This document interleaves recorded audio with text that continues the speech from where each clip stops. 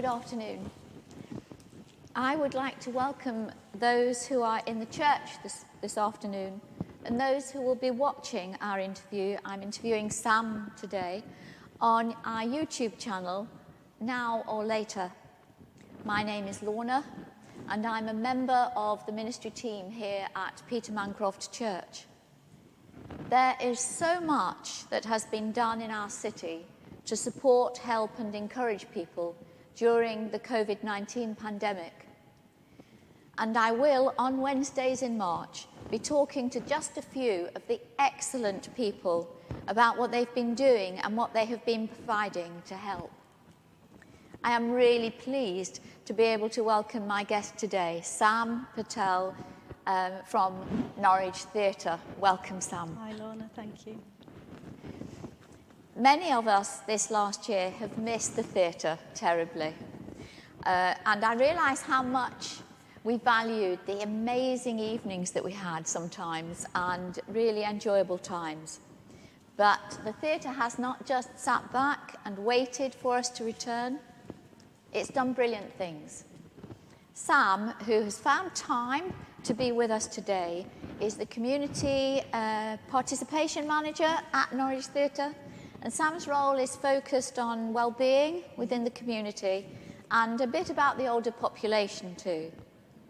During the pandemic, Sam has managed the Creative Community Recovery Programme and other initiatives, which I'm hoping Sam will tell us about today. So thank you, Sam. It's brilliant to have you here with me. Thank you for inviting me. Can you tell us, first of all, a little about your work at Norwich Theatre? Yeah, so I'm the Community Participation Manager, and my role is two sides, so to engage with families and older adults, and also to manage project-specific initiatives like Creative Matters, where we explore pertinent issues in society today. That sounds good. Yeah, really. so very diverse, very mixed, very little ones to older ones. So Really? yeah. Quite a busy job then as well. Yeah. Yeah. Yeah. As we entered lockdown last year, you had to change direction, and I just wondered how you all got started with that. Yeah, so obviously very suddenly the theatre's closed. And for us in the participation side of it, we'd be very used to people coming through our doors, delivering face-to-face in workshops, whether that's dance, drama, singing, all kinds of different things. And as soon as we closed, we realised we'd lost that connection with people, with our participants, and also being very aware that a lot of our older participants can be isolated, are coming to our spaces to meet people, to have fun, as a social thing, and suddenly that stopped. So we were very aware of that and quite quickly came up with the idea of the Creative Community Recovery Programme as a means to connect with our existing participants, but also we were really mindful of other people that we hadn't reached and might be able to reach through that programme. Yeah. And did you get some help with that? Did you get grants? Yeah, we did, thankfully. We received money from Norfolk Community Foundation and the Norwich Freeman's Charity, so we've been able to deliver that. So from late last summer and still continuing it now. That's brilliant. Yeah. Why did you feel it was so important to help the community in that way? Well, I mean, we know the power of creativity. I think throughout lockdown as well, everyone's been getting a lot more creative and valuing that. And suddenly we realised what's important to us, I guess. And we knew the power of it, and we knew the added bonus of well-being and improving people's health and well-being. So we thought that was a way to connect with people. We also thought we could do that in different approaches, so whether that was online, everybody got very quickly onto Zoom, very online, so we knew we could do that in different ways and host workshops and discussions, but we also had to think about how we could reach other people, posting things through doors and different approaches to that. So it was quite challenging, but yeah, we knew we could do that and try and lift the mood, connect people and do what we could really to support older adults. I love that actually, lift the mood. Yeah. Isn't that lovely? Yeah. Lift the mood. We try. Yeah. That's brilliant. How were the packs received? Did you get feedback from people? Did you get? Yeah, well, we took it in two approaches. So our creativity pack, we had practitioners come to us with ideas of drama activities, writing a song, creative writing, visual arts, making sculptures at home. And they're all for older adults, which actually some people were like, wow, we're not used to having things for older adults. It's usually for children. So we had the printed pack, and we were able to distribute that through Norwich Food Bank, through Cotman Housing Association, connecting both up, all different areas in Norwich, and posting that out. And that's what we were seeing, was how lovely, one, that it was being posted, and two, that it was for older adults and not children. Not to say that it's not important, of course it is, but yeah, something fun and creative for older people is a great thing at this time. That's fantastic. Yeah. I actually spent some time this morning. In fact, you could say I was doing stuff, because I spent some time looking at one of those activity sheets, and it was just fascinating. Good. I thought, well, you know, I could have spent the whole day. Yeah, absolutely. Yeah, no, it's good. And it's designed for people to pick up as and when. Yeah, so, and you said something as well about the people who couldn't digitally do anything and what you did for them, I think. Yeah, so the second part of that was we designed a creative care package. Now, when we were planning it, I think, you know, I'm used to getting online and being very digital, and some of our participants would as well. And we started to design a new package for people in care homes and people in sheltered housing schemes. And we were asking the members of staff, how will this be received? How should we do it? What format? And, you know, unbeknown to us, and it was so valuable in doing this, their communal spaces were closed because we were in tier 4, I think, at the time. So they weren't coming into the communal spaces to use the television. They didn't have internet access in the spaces.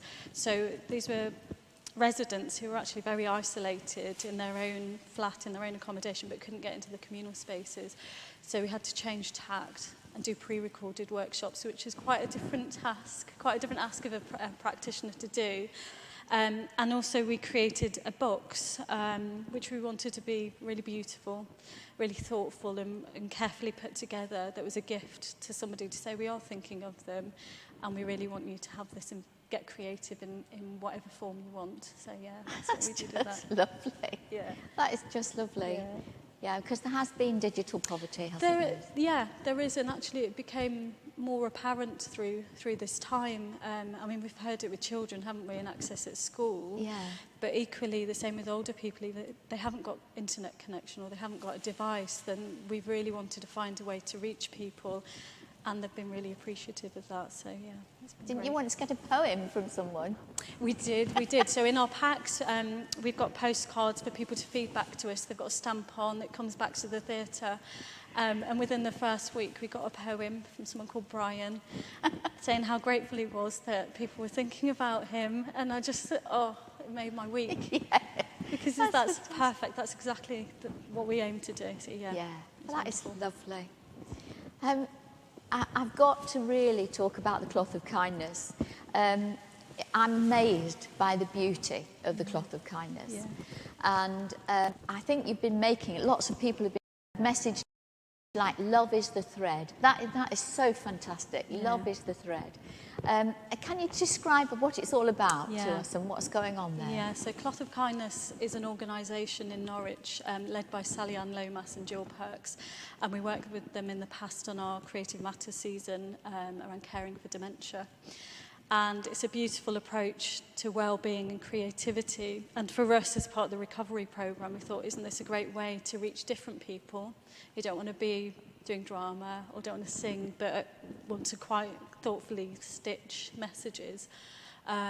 So we've integrated that into our programme, and it's around focusing on seeing the light out of the darkness, so trying to see the hope and the positives. And it's very mindful in its approach. We have online sewing workshops. There's also films that you can see on the website as to how to get started.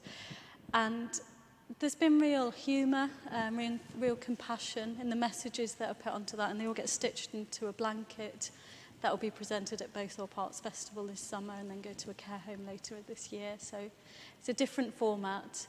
Yeah. It attracts a different kind of person, but it's really meditative and really thoughtful. I'm kind of hoping before it goes to the care home, it might just wander go? into here. you know, don't forget me. Yeah, You're because I very want to see it. welcome. And They're the thing is beautiful. that the Bowthorpe Arts Festival, that's the 26th and 27th of June, Yes, if it people is. want to see Yeah, it. yeah, absolutely. So Yeah. that's important. Yeah. And I love that, finding light in the darkness. Yeah, yeah. Yeah. We've all trying to find hope, aren't we, at this Yes, time? And yeah. And there's lots in there. There's lots of yeah, humour on there is. everything people have stitched. Yeah, and what Yeah. we've all been thankful for in the challenging Yeah. time. So yeah, it's been lovely. What a lovely idea that is. Yeah. Yeah. So, are you planning to continue to help people that are isolated and lonely? When we get back a bit more to normality, are you planning to continue this? Yeah, so before the pandemic, my work was focused on older, potentially isolated adults, and it will be afterwards as well. I mean, it will take a long time for us to recover in this, for sure, but we will always focus our work there on older adults and ways we can come together, ways we can have fun, and for people to meet different people. Yes, So, I yeah, think we you're will starting do to that. interest this older adult. Actually. Yeah, you're more than welcome. Yes, I think I might be in there. More than welcome, Lorna. I saw something like the silver players or something. Yeah, where you the could silver go, yeah, all stage, yeah. sorts of stuff going Yeah, on. absolutely. Yeah. So, in terms of you personally, what do you think the pandemic has taught you? Have you come out of it with something different views, different ideas? Yeah, I think appreciate what's on your doorstep. You know, we've been confined, haven't we, for such a long time, and before that I would have been coming into Norwich and not really appreciating where I live. I live in a village outside of Norwich, and just being able to discover a lot more there. So really appreciative of that, and really technology as well. I'm lucky I have access, so I can speak to my friends and family. But yeah, being able to do that has been invaluable, hasn't it, at this time? Yeah, it's been so valuable, hasn't it? Yeah, for sure. Yeah, well, that's just fantastic. I just want to thank you for coming in and talking to us. Oh, thanks, Lorna. It's just been lovely to have you here. And it's been lovely to meet you. Yeah. And I feel quite blessed about that. Thank you. So I'm going to just finish off, I think, with a prayer. And I just so thank you. Thank you. Lord of creation, you provide all that we need in our world, but we don't use it properly or fairly or with justice. In our modern, rich society, there are many who, especially in this pandemic, are unable to work, do not have enough food or warmth, and children who've not had the equipment they need to carry on with their learning. So we thank you, Lord, for those who are going to the aid of families and people in need. We thank you for those who are providing food and support, and we ask you to bless them.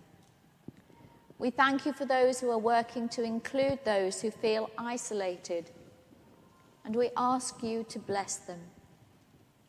In our tired world, we seek your blessing, your strength, and your grace for all who are striving to lovingly assist the poor and helpless among us. Amen.